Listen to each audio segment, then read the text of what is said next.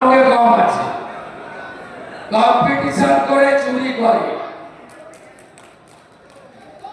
কোন নদীর তো অস্তিত্ব নেই। আদিবাসীদের জমি যা নেওয়া যায় না, অটল বিহারী বাজপেয়ী আইন করে দিয়ে গেছিলেন, আদিবাসীদের জমি কেউ হাত দিতে পারবে না। সেই জমিও লুট করে নিয়েছে এই বাপ বেটা। আপনারা এদেরকে প্রশ্ন করবেন তো,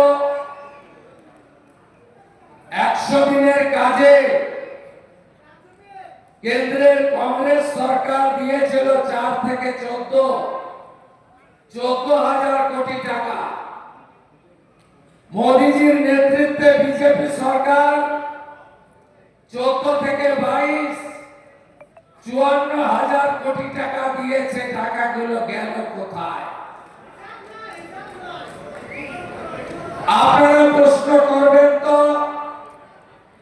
মোদীজির নেতৃত্বে স্বচ্ছ ভারত অভিযানে দেশে 14 কোটি শৌচালয় হয়েছে।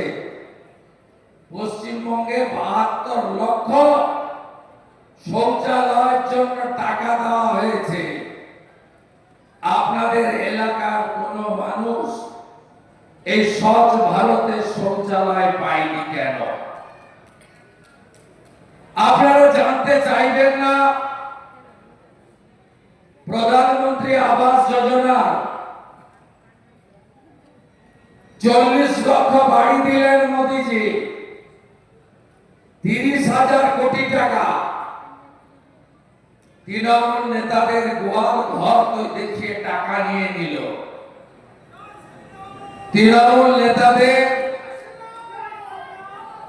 মাঠে থাকা চালা দেখিয়ে ইট ভাটার